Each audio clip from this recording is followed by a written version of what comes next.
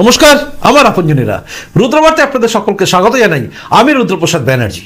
ভারতীয় জনতা পার্টি বা বিজেপি দলটা এমনই দল যে দলে অন্য দল থেকে কেউ এসে চট করে বড় গুরুত্ব পায় না, কারণ ধীরে ধীরে তাকে উঠতে হয়, ধীরে ধীরে তাকে একটা জায়গা পেতে হয়। কিন্তু ব্যতিক্রম আমরা দেখি বিজেপিতে বেশ কিছু নেতাকে ঘিরে, যেমন আপনি ধরতে পারেন হেমন্ত বিশ্ব শর্মা, আর ঠিক তেমনি এই রাজ্যেও আর এক নেতা যিনি অন্য দল থেকে এসছেন কিন্তু ক্রমাগত এগিয়ে চলেছেন, তিনি হচ্ছেন শুভেন্দু অধিকারী। তার গুরুত্ব আরো বাড়ছে এবং সঙ্গে সঙ্গে তৃণমূল কংগ্রেসেরও কিন্তু বুকের ভেতরে ধুকপুকানি বাড়ছে, কারণ 2026 সামনে, আর তার মধ্যে শুভেন্দু অধিকারীর গুরুত্ব যেভাবে বেড়ে গেছে বা বাড়তে চলেছে, সেটা জানলে বা সেটা শুনলে বা সেটা দেখলে আমার মনে হয় তৃণমূলের আচ্ছা আচ্ছা লোকের ঘুম উড়ে যাবে। মমতা ব্যানার্জিরও উড়ে যেতে পারে। কেন বলছি, কি জন্য বলছি, আর কোন যুক্তিতেই বা বলছি যে শুভেন্দু অধিকারী গুরুত্ব বাড়ছে, সবটা যদি জানতে হয় তাহলে অবশ্যই আপনাকে দেখতে হবে এই মুহূর্তের রুদ্রবার্তা। প্রথমে বলে রাখি আপনারা জানেন যে আমি কোনো কথা ফেক বলি না, কল্পনার উপরে ভিত্তি করে আমি কথা বলি না। আমি যেগুলো বলি তার পিছনে যুক্তি থাকে। যে প্রতিবেদনটা দেখার জন্য আপনি বসেছেন সেই প্রতিবেদনটা দেখবেন, যখন যুক্তিগুলো আপনার কাছে মনে হবে যুক্তিগ্রাহ্য, তখনই আপনি কমেন্টস করবেন। বলি, এই রাজ্যে 2020 19শে ডিসেম্বর তৃণমূল কংগ্রেসের সবকিছু পদ ছেড়ে, মন্ত্রিত্ব ছেড়ে, সবকিছু ছেড়ে বিজেপিতে যোগদান করলেন শুভেন্দু অধিকারী। আজকে যিনি বিরোধী দলনেতা, সেদিন কিন্তু তিনি কিছুই ছিলেন না। সব ছেড়ে, সব ত্যাগ করে 2020 19শে ডিসেম্বর তিনি জয়েন করলেন এবং অমিত শাহজি তাকে বরণ করে নিল বিজেপিতে। আপনারা জানেন সেদিনকে অনেকেই সেখানে যোগদান করেছিল, তবে তার মধ্যে সবচেয়ে বেশি গুরুত্ব ছিল কিন্তু শুভেন্দু অধিকারী। 2020-তে শুভেন্দু অধিকারী জয়েন করার পরে না, আমরা দেখিনি শুভেন্দু অধিকারীকে দিয়ে সেভাবে কোনো বিজেপি কাজ করেছে। হ্যাঁ, শুভেন্দু অধিকারী নানা জায়গায় বক্তব্য রেখেছেন, এটা আমরা দেখেছি 2020-তে। কিন্তু তাকে পার্টিকুলারলি দেওয়া হলো নন্দীগ্রাম, যেখানে তিনি চ্যালেঞ্জ করে বসলেন মমতা ব্যানার্জি, কারণ মমতা ব্যানার্জি বুঝেছিলেন যে যদি শুভেন্দু অধিকারীকে তার জায়গায় হারিয়ে দিই তাহলে বিজেপিতে আর কোনদিন শুভেন্দু অধিকারী গুরুত্ব পাবে না। সমস্ত ভোট 2021-এর নির্বাচনের সমস্ত ভোটের কেন্দ্রবিন্দু হয়ে গেছিল কিন্তু নন্দীগ্রাম, কারণ নন্দীগ্রামে একদিকে মমতা বন্দ্যোপাধ্যায় তো আরেকদিকে শুভেন্দু অধিকারী, একজন আরেকজনের বিরুদ্ধে চ্যালেঞ্জ করে দিয়েছেন। কেউ বলেছিলেন হাতের কবজি কেটে নেবো যদি শুভেন্দু অধিকারী জিতে যায়, কেউ বলেছিলেন অন্য কথা। মমতা বন্দ্যোপাধ্যায় নন্দীগ্রামে দাঁড়িয়ে পায়ে চোট লাগা, পায়ে প্লাস্টার করা, সমস্ত কিছু সিম্প্যাথি নেওয়ার জায়গাটা তৈরি হয়েছিল বলে অনেকে অভিযোগ করেন। দেখুন, তার পায়ে কতটা চোট লেগেছিল, কতটা লাগেনি, সেটা নিয়ে আর বলতে পারবো না, কারণ ইতিহাসের সেটা চ্যাপ্টারটা ক্লোজ হয়ে গেছে। সেদিন মমতা বন্দ্যোপাধ্যায়ের পায়ে প্লাস্টার করে যাওয়া এবং তারপরে যে সিম্প্যাথির গ্রাউন্ড ওঠা এবং বাংলা তার মেয়েকে চায় বলে পিকের যে প্রচণ্ড প্রচার, সমস্ত প্রচারের সামনে বিজেপির যে প্রচার যন্ত্র বা বলতে পারেন সোশ্যাল মিডিয়া থেকে শুরু করে সব জায়গা পিকের কাছে, মানে প্রশান্ত কিশোরের কাছে কিন্তু ফিকে হয়ে গেছিল। ক্রমাগত বিভিন্ন নেতারা এখানে এসেছিলেন, প্রচারও হয়েছিল, কিন্তু সবার নজর ছিল কিন্তু এক জায়গা, সেটা হচ্ছে নন্দীগ্রাম। অবশেষে দেখা গেল নন্দীগ্রামে কিন্তু শুভেন্দু অধিকারী জিতলেন। 1956 মানে 1 9 5 6 ভোটে জিতে মমতা বন্দ্যোপাধ্যায়কে তিনি হারিয়ে দিলেন। 2021-এ বিজেপি ক্ষমতায় এলো না। ক্ষমতায় না আসার জন্য তৃণমূল থেকে যারা যারা এসেছিল তারা কিন্তু শুট শুট শুট শুট করে পালাতে শুরু করলো। রয়ে গেলেন একদম নির্দিষ্ট কিছু লোক, যারা রয়ে গেলেন তারা টিকে গেলেন। তারপরেও কেউ কেউ পালালেন, এখনো পালাচ্ছেন হয়তো কেউ না কেউ, কিন্তু শুভেন্দু অধিকারী সেদিন থেকে আজ পর্যন্ত রয়ে গেলেন। দেখুন, ওই যে একটা প্রবল ধাক্কা যেটা ছিল, যে ভেঙে চলে যাওয়া, যেভাবে হুড়ুর করে এসেছিল সেভাবে হুড়ুর করে চলে গেল। যেই দেখলো ক্ষমতায় আসেনি, পালিয়ে গেল। লড়াই করে দাঁড় করাবো এই মানসিকতা নেই, কারণ ম্যাক্সিমাম লোকই লড়াই করে জিতে আসেনি। মমতা বন্দ্যোপাধ্যায় ভরসায় জিতে এসেছিলেন, কিন্তু মমতা বন্দ্যোপাধ্যায় যার ভরসায় বা যাকে কেন্দ্র করে জিতে এসেছিলেন তিনি হচ্ছেন শুভেন্দু অধিকারী। তাই নন্দীগ্রামের মাটিতে দাঁড়িয়ে মমতা বন্দ্যোপাধ্যায় বাংলা তার মেয়েকে চায় ডায়লগটাকে ফ্লপ করে দিয়েছিলেন এবং শুভেন্দু অধিকারী সেখানে জিতে কম্পার্টমেন্টাল মুখ্যমন্ত্রী করে দিয়েছেন মমতা বন্দ্যোপাধ্যায়কে বরাবরের জন্য। অন্তত 2026-এর নির্বাচন আগে পর্যন্ত, এখনো পর্যন্ত মমতা বন্দ্যোপাধ্যায় কম্পার্টমেন্টাল মুখ্যমন্ত্রী, কারণ একবার তিনি পরীক্ষিতভাবে ফেল করেছেন নন্দীগ্রামে গিয়ে। সে ঘটনা হয়ে যাওয়ার পরে আমরা দেখলাম যখন একের পর এক নেতা চলে যাচ্ছে, গুরুত্বপূর্ণ পদ পেয়েও মুকুল রায় পালিয়ে গেলেন। তিনি চলে গেলেন তার পুত্রর জন্য। এখন মুকুল রায় কোন জায়গায় আছেন আমরা জানি না, কিভাবে আছেন জানি না, তার শারীরিক অবস্থা কি আছে তাও জানি না। ইতিহাসের পাতায় যেন মুকুল রায়ের নামটা চলে গেল, কারণ মুকুল রায় ফিজিক্যালি তাকে দেখা যায় না। তৃণমূল তাকে নিল বটে, কিন্তু আটকে দিল। এইভাবে বহু নেতা চলে গেল, কিন্তু রয়ে গেলেন শুভেন্দু অধিকারী। আর সেই শুভেন্দু অধিকারীকে কিন্তু বিজেপি একদম লিডার অফ অপোজিশন, মানে বিরোধী দলনেতা করে দিল, অর্থাৎ বিজেপি তাকে জায়গা দিল। এরপরে শুরু হলো কিন্তু আরো কিছু, মানে লড়াই। আর এই লড়াইটা আমরা দেখলাম 2021 নির্বাচনের পরে যে ব্যাপকভাবে বিজেপির কর্মীদের মারা হলো, মনোবল ভাঙা হলো, যেভাবে লুটতরাজ করা হলো, যেভাবে ব্যাপকভাবে মারা হলো, যে ভাঙচুর করা হলো, ঘরবাড়ি পুড়িয়ে দেওয়া হলো। অনেকে বিদেশের মাটিতে বসে লিখলেন যে এটা একটা জেনোসাইড। আপনারা জানেন সেদিনের সব ইতিহাস আজও যদি আপনি ইন্টারনেটে পাতা ঘুরলেন দেখতে পাবেন। সেদিনের পরে বিজেপি করার লোকের সংখ্যা কমে গেল, কর্মীর সংখ্যা। অনেকে ভয়ে পালিয়ে গেলেন তৃণমূলে, মুচলেখা দিয়ে গেল, কেউ নাক্ষর দিয়ে গেল, কেউ মাথা ন্যাড়া হয়েও গেল বিজেপি ছেড়ে তৃণমূলে। কিন্তু তারপরেও কিন্তু শুভেন্দু অধিকারী লড়াইটা লড়তে থাকলেন, এবং ক্রমাগত। আপনারা হয়তো জানেন যে মমতা বন্দ্যোপাধ্যায়ের বিরুদ্ধে সবচেয়ে বেশি যদি সরব কেউ হন, আর কোনো নেতা নন, একমাত্র শুভেন্দু অধিকারী। অভিষেক ব্যানার্জির বিরুদ্ধে সবচেয়ে বেশি সরব যদি কেউ হন, আর কেউ নন, শুভেন্দু অধিকারী। কোন নেতার চেম্বারে গিয়ে কারোর সঙ্গে বসা বা কারোর সঙ্গে হই হই করা, এই ছবি আমরা শুভেন্দু অধিকারী দেখিনি। সেই 2019 ডিসেম্বর জয়েন করার পর থেকে আজ পর্যন্ত কোনো নেতার সঙ্গে তার কেক খাওয়া, ছবি তোলা, তৃণমূল নেতার সঙ্গে বসে থাকা, কোনো গ্যালারিতে বসা, এসব কোনো সিন আমরা দেখিনি। অর্থাৎ শুভেন্দু অধিকারীর ওই জায়গাটা কিন্তু পরিষ্কার ছিল যে কোনো নেতার সঙ্গে তিনি কথা বলেনি, তৃণমূল নেতার সঙ্গে সেই জায়গা দেয়নি।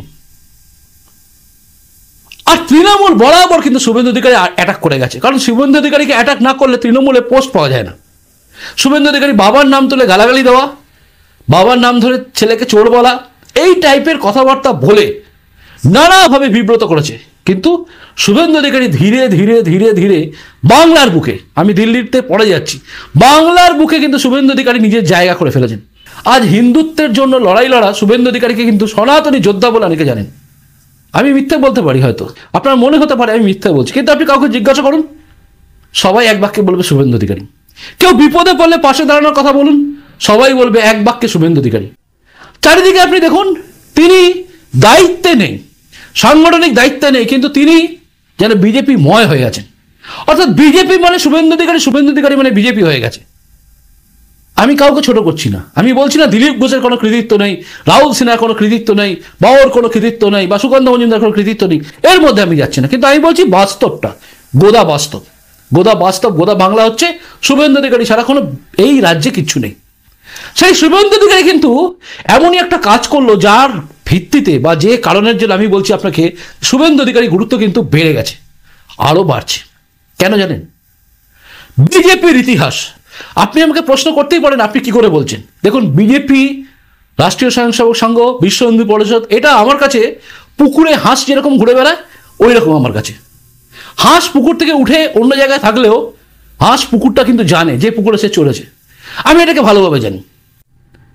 এর মধ্যে এমন একটা জিনিস চলে, সেটা হচ্ছে খুব ভয়ঙ্কর। সেটা হচ্ছে যদি কেউ নরেন্দ্র মোদী বা অমিত শাহ বা বিজেপির মাথায় যারা আছে তাদের বিরুদ্ধে কোনো মন্তব্য করে বা তাদেরকে ছোট করার চেষ্টা করে, তাহলে কিন্তু বিজেপি মানে কেন্দ্রীয় নেতৃত্ব এবং সংগঠন তাকে ধীরে ধীরে ধীরে ধীরে ফিনিশ করে দেয়।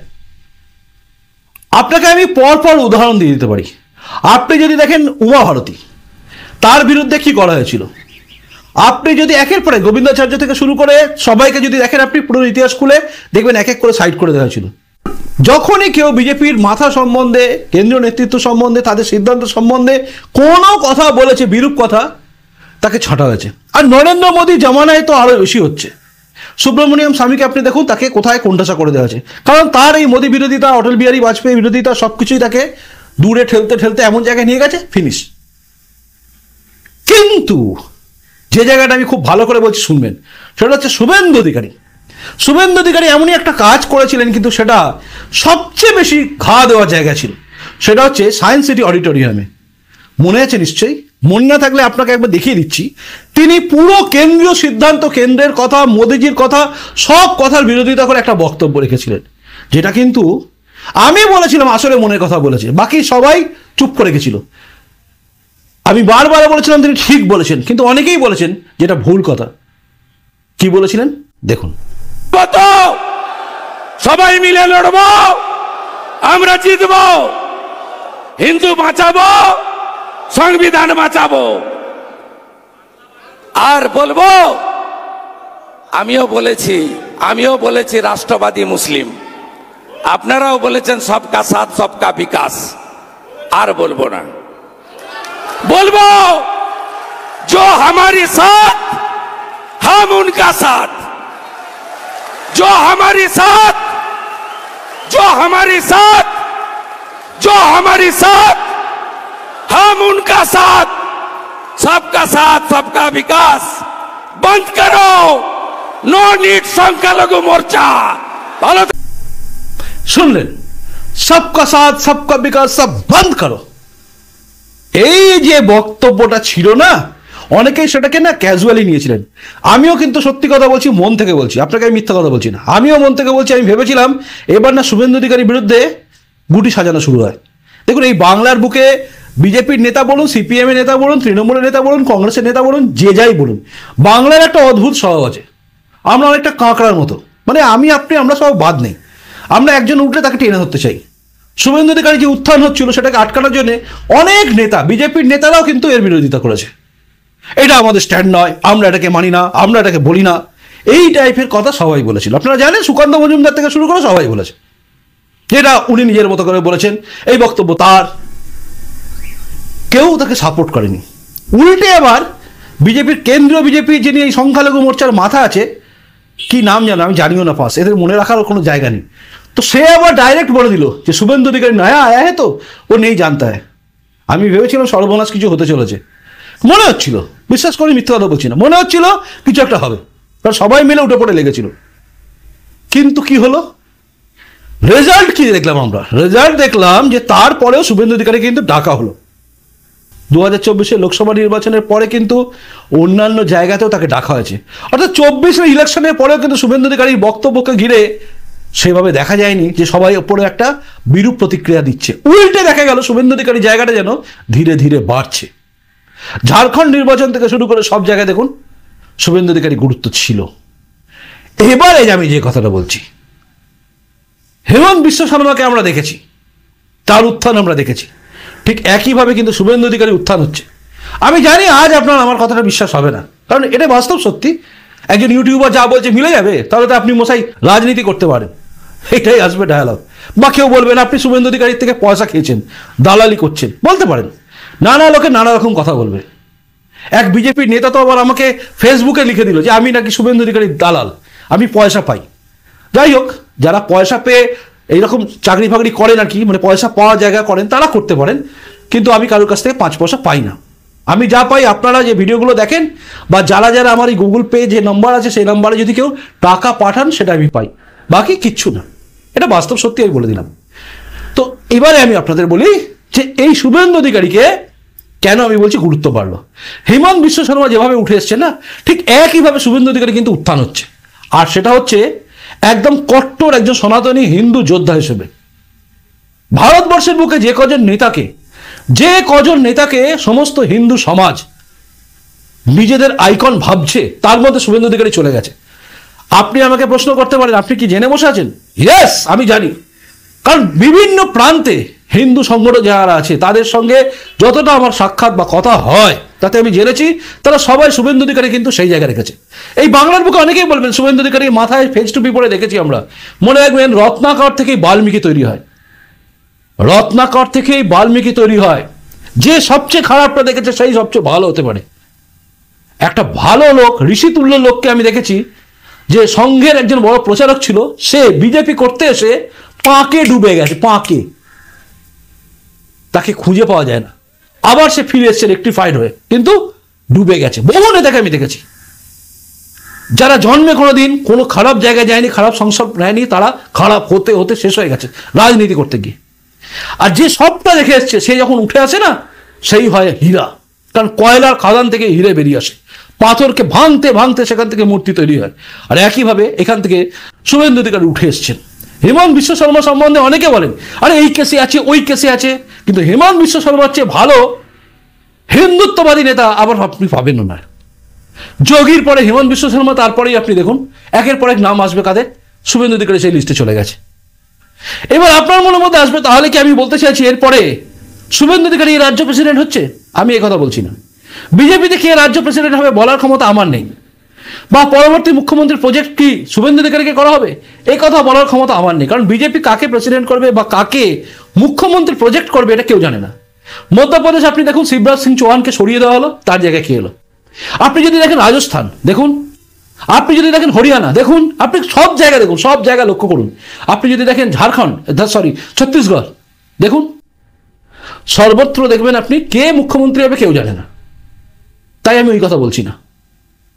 আসামে হিমন্ত বিশ্ব শর্মা যে হয়ে যাবেন কেউ জানতো না, হলো তো। কিন্তু শুভেন্দু অধিকারী গুরুত্ব বেড়ে গেছে। গত পরশু তিনি কিন্তু দিল্লির বুকে অমিত শাহজির সঙ্গে বসেছেন, কথা বলেছেন, এবং তার সঙ্গে সঙ্গে দিল্লির বুকে যে কোনো জনসভায় যেখানে যেখানে বাঙালি অধ্যুষিত এলাকা, যেখানে যেখানে মনে হচ্ছে দরকার তাকে কিন্তু ডেকে নিয়ে যাওয়া হচ্ছে বাংলা থেকে। অর্থাৎ তার গুরুত্ব কিন্তু সেই ঘটনার পরে কমেনি। অর্থাৎ ওই যে বন্ধ করো, উল্টে দেখুন সবকা সাথ সবকা বিকাশ, দিল্লিতে স্লোগান নেই, এই স্লোগান নেই হরিয়ানাতে, এই স্লোগান ছিল না মহারাষ্ট্রে, এই স্লোগান আর কোথাও আসছে না। তাই আপনি খেয়াল করুন, আজও অমিত শাহ কিন্তু তাকে বুকে জড়িয়ে ধরেন। আজও সেই 2020 19শে ডিসেম্বরের পরে আবারও গতকালও তাকে কিন্তু একইভাবে কাছে টেনে নিয়েছেন। অর্থাৎ কোথাও তার মধ্যে বৈরিতা বা মনের মধ্যে ক্ষোভ নেই, তাহলে ডাকতেনই না।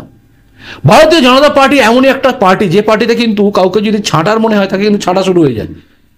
ওই রকম ডেকে নিয়েছে, কথা বললাম, যেরকম কংগ্রেসে দেখা যায় বা সিপিএমে দেখা যায় বা তৃণমূলে দেখা যায়, এটা দেখা যায় না। যে খারাপ তাকে একবার যদি টার্গেট করেন না, সে খারাপ হয়ে গেল, শেষ, তার রাজনীতি কেরিয়ার মোটামুটি খতম, সে আর উঠবে না। তা ধীরে ধীরে ধীরে ধীরে তাকে ছেড়ে দেওয়া হয়, এবং তাকে আপনি বুঝে যাবেন। এই রাজ্যে অনেক নেতাকে আপনি দেখে নেবেন, যাদের নাম আমি বলছি না, আপনি একটু চিন্তা করলে বুঝে যাবেন যে কারা কাদেরকে আস্তে আস্তে ছাড়তে কেন্দ্রীয় নেতৃত্ব শেষ করে দিয়েছে। শুভেন্দু অধিকারী কিন্তু সেই জায়গায় নেই, গুরুত্বটা বাড়ছে। আবারও বলছি, রাজ্য সভাপতি শুভেন্দু অধিকারী হবেন বা মুখ্যমন্ত্রী শুভেন্দু অধিকারীকে করার প্রজেক্ট করে এগোবে বিজেপি, একথাই বলছি না। কিন্তু হ্যাঁ, ভারতীয় জনতা পার্টিতে পশ্চিমবঙ্গে সবচেয়ে বেশি গুরুত্বপূর্ণ যদি কোনো নেতা হয়ে থাকে এই মুহূর্তে, তাহলে সেটা কিন্তু শুভেন্দু অধিকারী। তার গুরুত্ব অপরিসীম হয়ে গেছে দিল্লিতে, এবং তার গুরুত্ব এই রাজ্যের জন্য অপরিসীম, এবং তার গুরুত্ব সনাতনী হিন্দুদের জন্য, বাংলার বুকে থাকা হিন্দুদের জন্য অপরিসীম। কারণ তিনি যেভাবে সোচ্চার হচ্ছেন, যেভাবে সর্বস্ব দিয়ে এগিয়ে চলেছেন, তাকে সবাই মানতে শুরু করেছে। আমার কথা আপনার আজকে মিথ্যে মনে হতে পারে, ভুল মনে হতে পারে, কিন্তু আপনি মিলিয়ে নেবেন। মনে রাখবেন, এই বাংলার বুকে যত ইউটিউবার আছে তাদের মধ্যে আমি কিন্তু প্রথম বলেছিলাম যে শুভেন্দু অধিকারী বিজেপিতে আসবে। দেখে নেবেন, সব দেখে নেবেন আপনি, ইউটিউবার থেকে শুরু করে সমস্ত চ্যানেল দেখে নিন, সব জায়গায় কেউ বলেনি। ফেক নিউজ ছড়ানো হচ্ছে, আসবে না শুভেন্দু অধিকারী বলা হয়েছিল। আমি বলেছিলাম শুভেন্দু অধিকারী আসবে, আমি সেই ব্যক্তি যে বলেছিলাম কিন্তু শুভেন্দু অধিকারী এলে বিজেপি কিন্তু চাঙ্গা হবে। আজ মনে হতে পারে আমি ভুল বলছি, আগামী দিন আপনার মনে হবে যে আমি যে কথাগুলো বললাম সেগুলো গুরুত্ব ছিল। এবং বিভিন্ন সূত্র যেসব বলেন যারা, তারা কোন সূত্র থেকে পায় আমি জানি না, কিন্তু যতটা আমি বললাম ততটাই কিন্তু অথেন্টিক খবর, কোথাও ফেক নেই। যদি বিশ্বাস করেন তাহলে কমেন্ট বক্সে লিখবেন যে হ্যাঁ বিশ্বাস করলাম, আর আমি জানি হ্যাঁ শুভেন্দু অধিকারীকে এগিয়ে নিয়ে গেলে লাভ হবে। আর যদি না হয় তাহলে আপনি জানাবেন যে না, এটা মনে হচ্ছে ভুল, হবে না, কিচ্ছু হবে না, এটাও জানাবেন। যদি আমার কথা মনে হয় যে গুরুত্ব আছে এবং সবার কাছে স্প্রেড করার দরকার আছে, অবশ্যই এই ভিডিওটাকে বা এই প্রতিবেদনটাকে 100 জনকে মাত্র শেয়ার করবেন, আর কিছু না। অপেক্ষা করে থাকুন পরবর্তী রুদ্রবার্তার দিকে, আর অবশ্যই কমেন্ট বক্সে কমেন্ট করুন। কিন্তু নতুন এসে থাকলে চ্যানেলটা সাবস্ক্রাইব করে আমার আপনজন হয়ে তারপর যাবেন। আর যারা ফেসবুক থেকে দেখছেন পেজটাকে কিন্তু ফলো করবেন, নইলে আর কি, আজ দেখছেন কাল দেখতে পাবেন না। কোথায় গেল, আপনাকে দেখতে পাই না কেন, আপনার ভিডিও পাওয়া যাচ্ছে না কেন, এই কথা অনেকে বলেন, কিন্তু আপনারা অনেকে সাবস্ক্রাইব করেন না, করে রাখবেন, আর ফেসবুক থেকে ফলো করে রাখবেন। চলুন আসি, দেখা হচ্ছে পরের রুদ্রবার্তাতেই। আসি, নমস্কার বন্ধু, ভারত মাতা জয় হোক, জয় হিন্দ।